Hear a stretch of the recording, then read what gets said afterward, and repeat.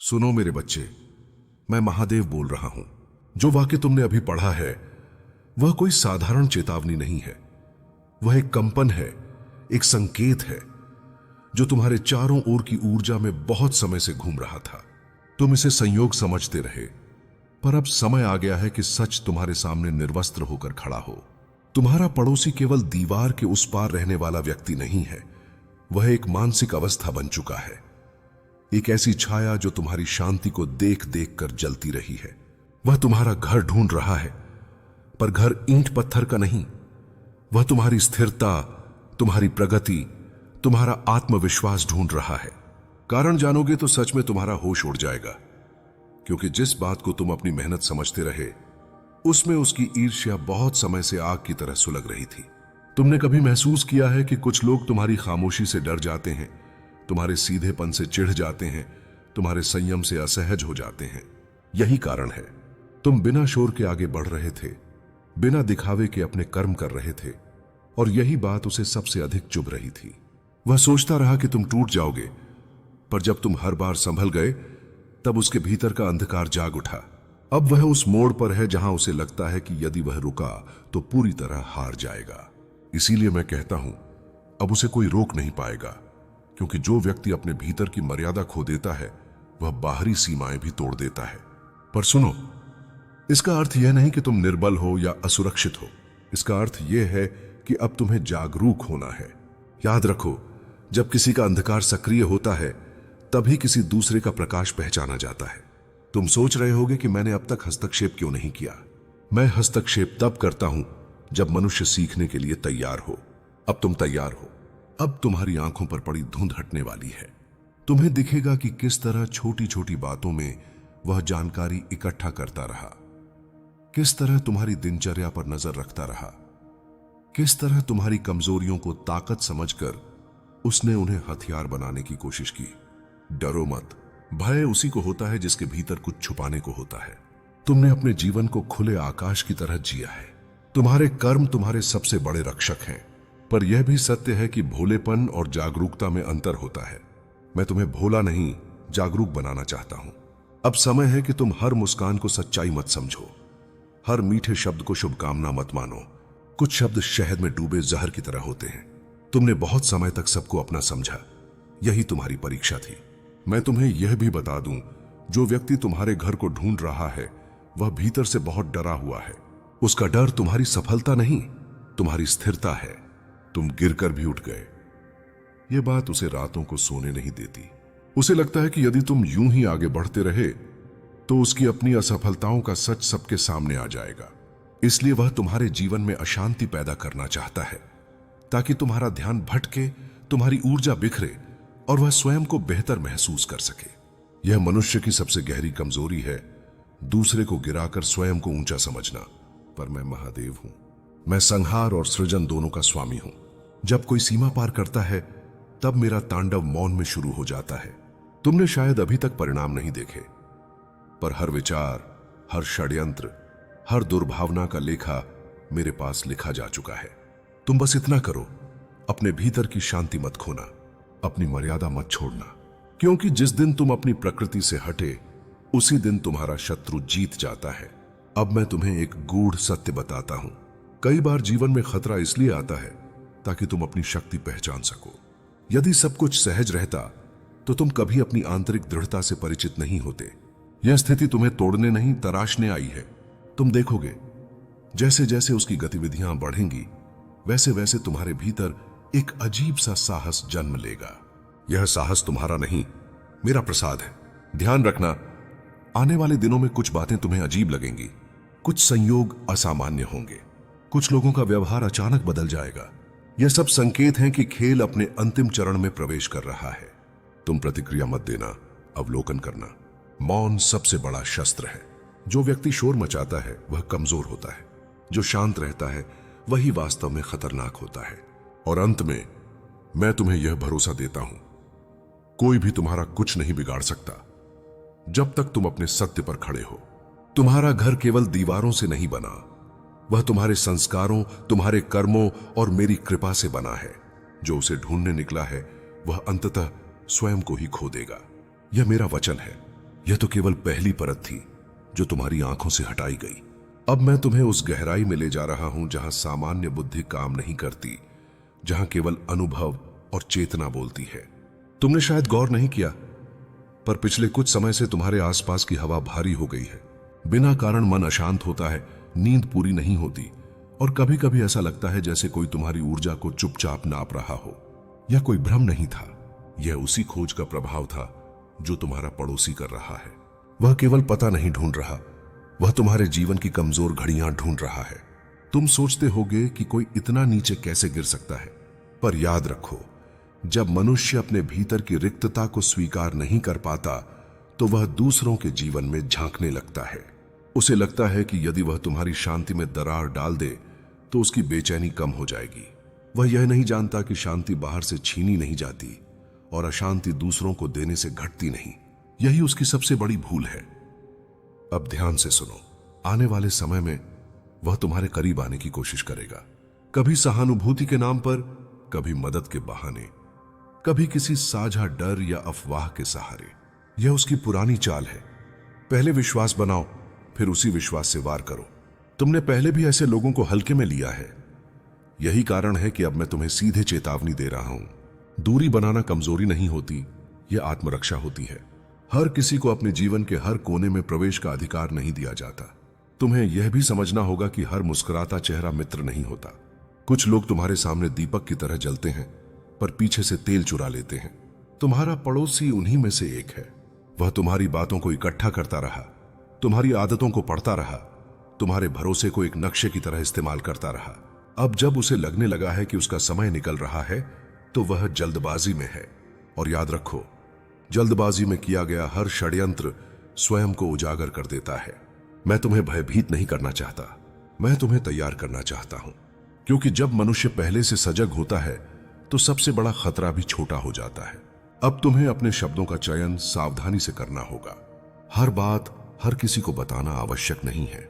मौन केवल साधुओं का नहीं, बुद्धिमानों का भी आभूषण है। तुम जितना कम बोलोगे उतना ही अधिक सुरक्षित रहोगे। और एक बात याद रखना, वह तुम्हें अकेला समझ रहा है, पर तुम अकेले नहीं हो। तुम्हारे साथ तुम्हारे पूर्वजों की प्रार्थनाएं हैं, तुम्हारे कर्मों की शक्ति है और मेरी दृष्टि है। मैं हर उस कदम को देख रहा हूं जो तुम्हारी ओर बढ़ाया जा रहा है। जब सीमा पार होगी तो परिणाम भी निश्चित होगा। मैं देर करता हूं, अन्याय नहीं। अब तुम्हारे भीतर एक बदलाव आएगा। तुम खुद को पहले से अधिक शांत, अधिक स्पष्ट और अधिक दृढ़ पाओगे। यह संकेत है कि तुम जाग रहे हो। जब चेतना जागती है तब षड्यंत्र स्वयं कमजोर पड़ने लगते हैं। वह जितना अधिक प्रयास करेगा उतना ही स्वयं उलझता जाएगा। यह प्रकृति का नियम है। अब मैं तुम्हें उस सत्य तक ले जा रहा हूं जिसे जानकर तुम्हारा डर समाप्त होगा और विवेक जागेगा। अभी तक जो घटा वह केवल बाहरी हलचल थी, असली खेल भीतर चलता है। तुम्हारा पड़ोसी जिस खोज में लगा है वह दरअसल तुम्हारी प्रतिक्रिया चाहता है। वह तुम्हें असंतुलित देखना चाहता है, क्योंकि असंतुलन ही उसके लिए प्रवेश द्वार है। याद रखो, जो तुम्हें क्रोध में ला दे वह तुम्हें नियंत्रित करने लगता है। इसलिए सबसे पहले अपने भीतर की आग को शांत रखो। यह शांति कायरता नहीं, सर्वोच्च शक्ति है। तुमने गौर किया होगा, कभी कभी बिना कारण ही पुराने लोगों का नाम सामने आ जाता है। अचानक संपर्क बढ़ता है या छोटी सी बात बड़ी बनती दिखाई देती है। ये संकेत हैं। संकेत यह बताते हैं कि कोई तुम्हारी सीमाओं को परख रहा है। अब तुम्हें सीमा रेखाएं स्पष्ट करनी होंगी। हर प्रश्न का उत्तर देना आवश्यक नहीं, हर निमंत्रण स्वीकार करना बुद्धिमानी नहीं। दूरी बनाकर भी सम्मान रखा जा सकता है, और कई बार यही सबसे सुरक्षित मार्ग होता है। अब एक गूढ़ नियम समझो, जब कोई व्यक्ति तुम्हारी ओर दुर्भावना से बढ़ता है तो प्रकृति पहले तुम्हें चेतावनी देती है, फिर अवसर देती है और अंत में न्याय करती है। तुम अभी चेतावनी के चरण में हो। अवसर यह है कि तुम अपनी दिनचर्या, अपनी जानकारी और अपने भरोसे का पुनर्गठन करो। जो बातें पहले खुले में थीं उन्हें अब भीतर रखो। जो रास्ते तय थे उनमें लचीलापन लाओ। यह भय से नहीं, विवेक से किया गया परिवर्तन होगा। मैं तुम्हें यह भी बताता हूं कि जो व्यक्ति दूसरों के घर ढूंढता है वह अपने भीतर का घर खो चुका होता है। उसकी बेचैनी तुम्हारी शांति से टकराकर टूटेगी। इसलिए तुम्हें किसी टकराव की आवश्यकता नहीं। तुम बस स्थिर रहो। स्थिरता के सामने षड्यंत्र टिक नहीं पाते। वह जितना अधिक प्रयास करेगा उतना ही स्वयं थकेगा, और थका हुआ मन गलतियां करता है यहीं से उसका पतन शुरू होता है।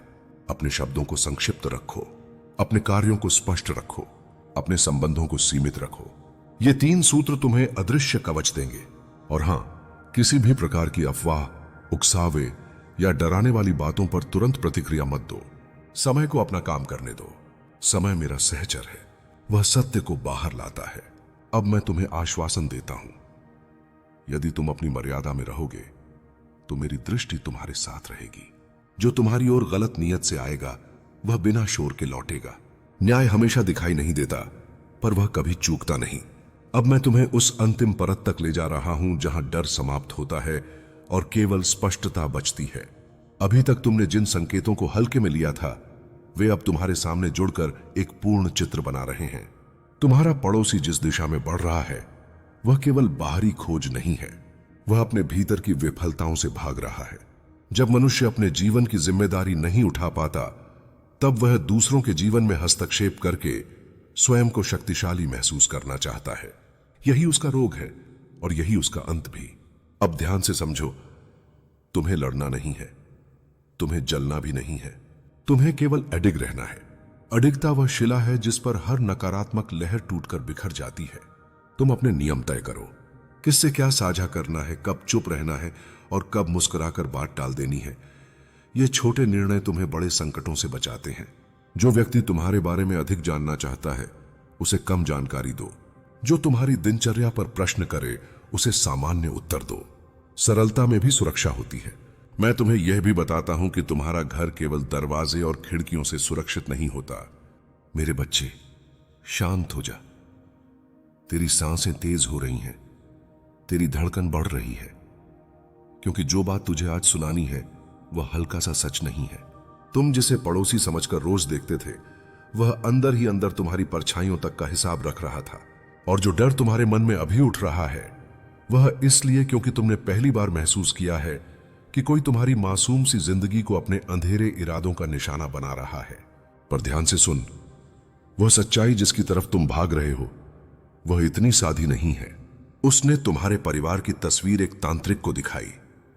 हां, लेकिन इसके पीछे का अर्थ तुम गलत ले रहे हो। तुम्हारे जीवन में जो भी चीजें हो रही हैं उनका एक गहरा आध्यात्मिक रूप होता है, एक प्रत्यक्ष और एक अप्रत्यक्ष खेल होता है। यह दुनिया सिर्फ शरीर का क्षेत्र नहीं, यह ऊर्जाओं का मैदान है, जहां किसी की नीयत हवा की तरह चलती है और किसी की रक्षा मेरे त्रिशूल की दृष्टि में होती है। मैं तुम्हें डराने के लिए यह नहीं कह रहा, मैं तुम्हें जगाने के लिए कह रहा हूं। तुम्हारी रूह बहुत देर से चुप थी, बहुत देर से सब सहती रही, पर आज जो चल रहा है वह एक संकेत है कि अब तुम्हें अपने लिए उठने का समय आ गया है। वह पड़ोसी तुम्हारी तस्वीर लेकर तांत्रिक के पास गया, लेकिन तांत्रिक ने जो कहा उसकी मूल भावना तुम्हें समझनी होगी। न हर इंसान जो तस्वीर लेकर जाए बुरा होता है और न हर तांत्रिक जो देखे नुकसान करता है। कुछ लोग जानकारी लेने जाते हैं, कुछ लोग भ्रमित होते हैं और कुछ लोग हवा में उड़ती बातों का सच जानने जाते हैं। पर यह बात सच है कि उसने कुछ ऐसा देखा जो उसके भीतर कंपन पैदा कर गया। तांत्रिक ने तस्वीर देखते ही कहा कि तुम्हारे परिवार की ऊर्जा के आसपास एक भारी संघर्ष चल रहा है, जैसे कोई पुरानी पीड़ा, कोई पुराना रण, कोई अधूरा कर्म तुम सबके जीवन के आसपास चक्कर लगा रहा हो।